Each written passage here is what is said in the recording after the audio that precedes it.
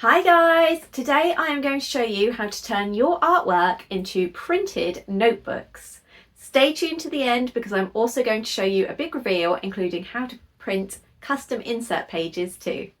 Let's jump in.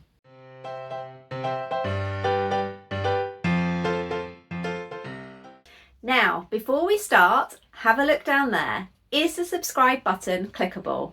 If it is, hit it so you're not going to miss any of my crafty videos, and why not give that like button a little click whilst you're there. Today's video has kindly been sponsored by Paper Cutz, who have provided me with the different size blanks that are perfect for creating these notebooks. I've also used their Pro Design paper as it prints beautifully and is the perfect GSM. So let's go through the items that you're going to need. First up, we have card blanks from Paper Cutz. These are available in gloss or matte in a variety of different sizes.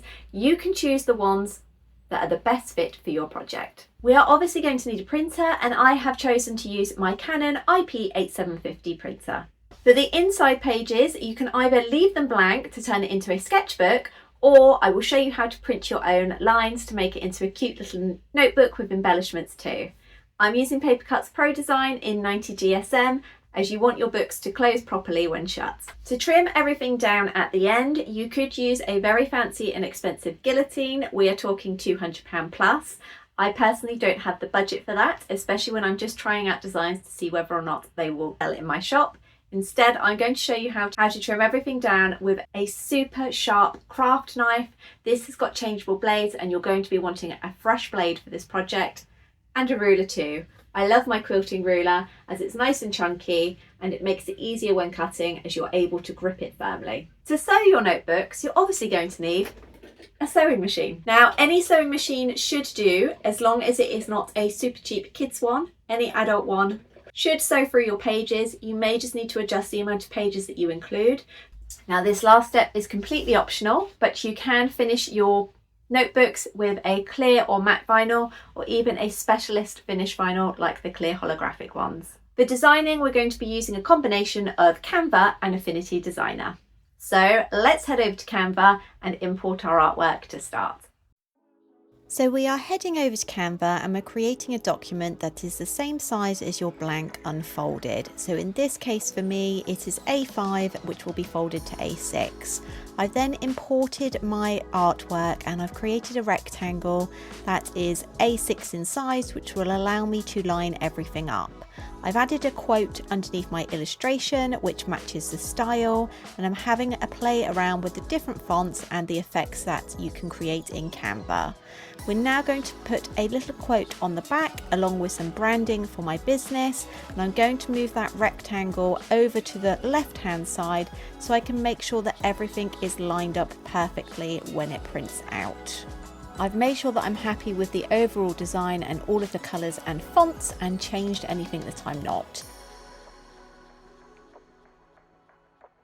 I've then duplicated the page that I created, and I've added some lines on from the elements window, and I'm going to use these as a template because I actually want to have a dashed line to recreate the bumblebee theme. So I've duplicated each one of these and then lined them up roughly to where the element line was, and then I've used the align tools to make sure that they are distributed evenly. I've added my illustration at the bottom left and put a little oval behind it to block out the lines, and then duplicated and mirrored it onto the right hand side. Lastly, I've created a little rectangle box here which I use to make sure that everything is lined up when it's not possible to easily offset. In Affinity Designer, I have imported the front cover and made sure that it is the same size as my card template.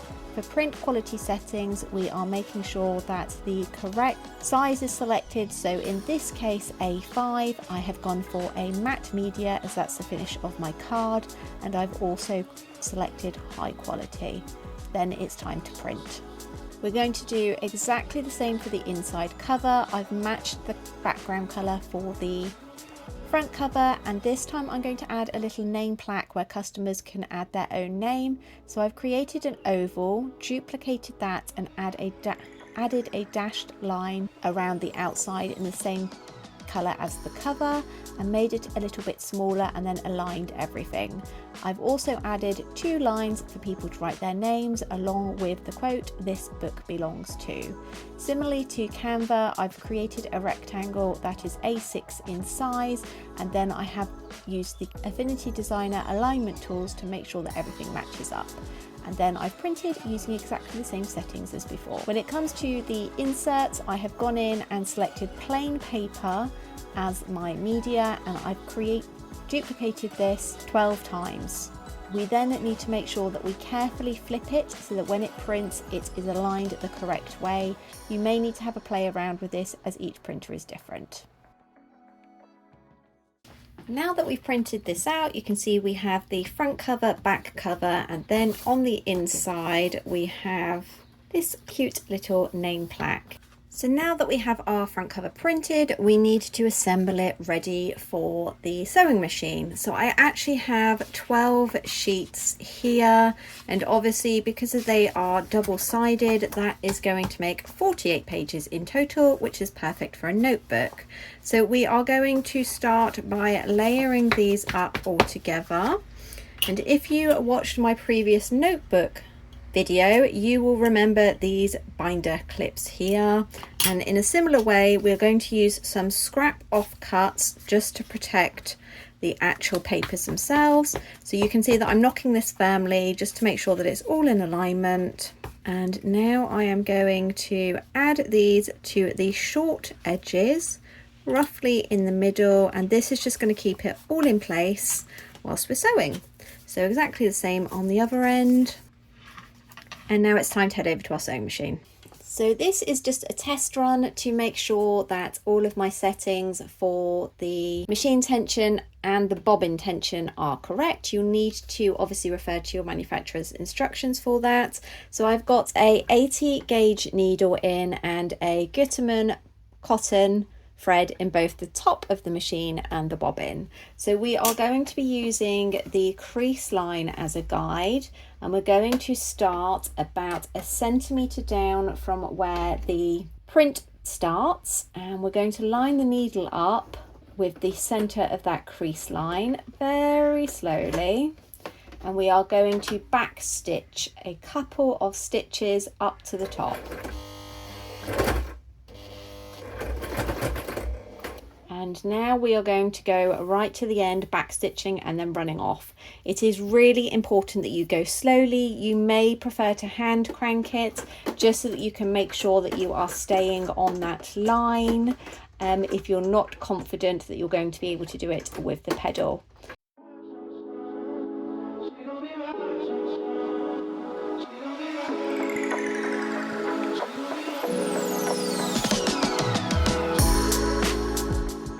Okay, so I'm just going to release that now, and you can see that we have a lovely straight line going down the middle.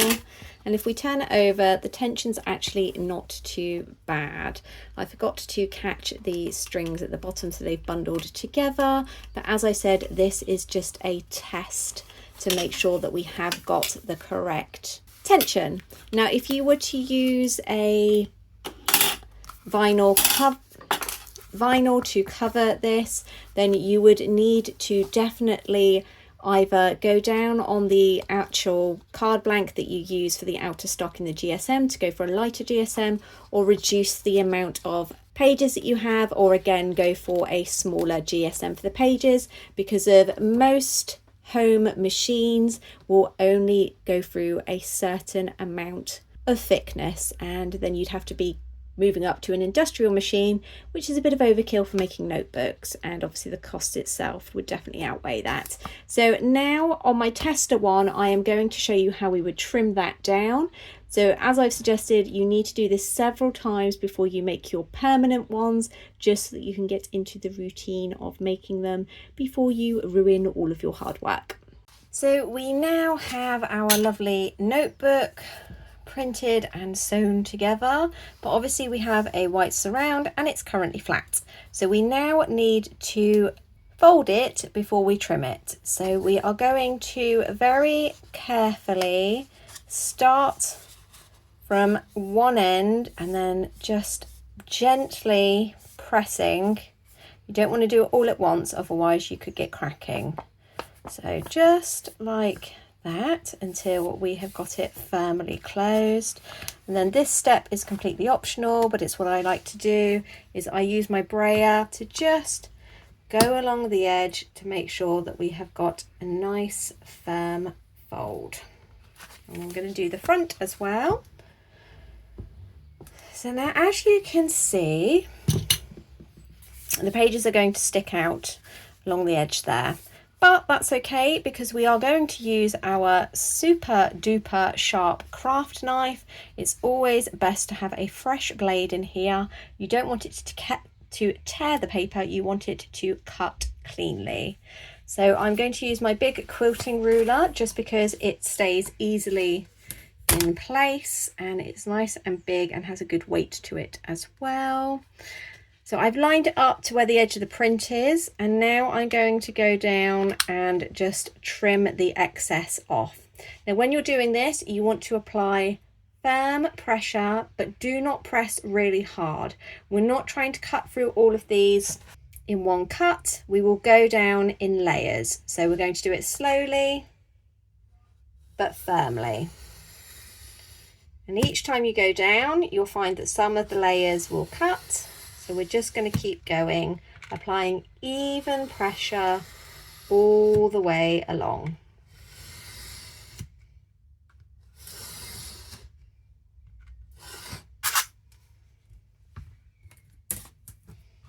Okay, so now that we have this beautifully clean edge here, we're going to go around and do the other sides.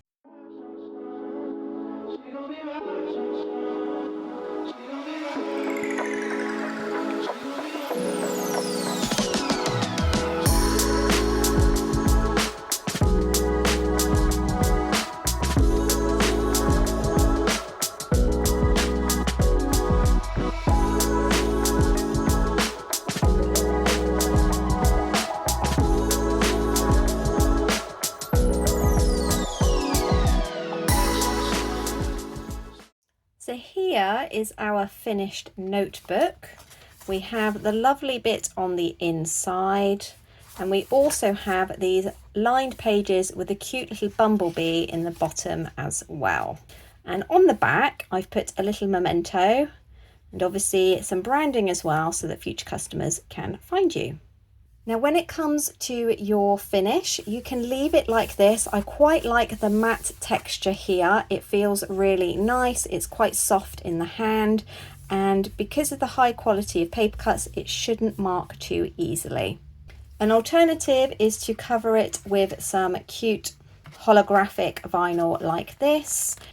And if you want to cover but you're not a fan of the gloss and the holographic finish, then I have got a link in the description box to my Amazon shop where you can actually find this matte vinyl. It's got a really nice finish to it. It's slightly satiny, but there's no high shine gloss like you get with this one. So this would make a good add-on for customers to purchase if they would like to have just a plain notebook or perhaps a holographic or matte finish, just for that extra layer of protection. So there we have the hollow sparkle finish with the vinyl and then the matte vinyl there. You can clearly see the difference between the two. And here we have them uncovered. I am completely blown away by how these have turned out. They are going to be my new favourite thing to make for gifts because I think they're going to go over so well. I love how you can personalise the back and the front. And you can obviously use them either as little notebooks with plain paper inside, or you can completely customize them and go for a lined paper with a matching little graphic with your own illustration, which looks so adorable. So I would love to know if you plan to make your own notebooks. I think these are a great way of testing the waters before you send them out to be manufactured externally, which can be really expensive. And thanks to Paper Cutz card blanks and their pro paper, you can make really high quality notebooks within your own small business. As always, I'm going to drop links to everything that I've used in the description box. If you have any questions whatsoever, then please do let me know. I always get back to all of my viewers. Thank you so much for watching. Don't forget to share if if you know anyone else that might enjoy this, and I'll catch you next Friday. Bye!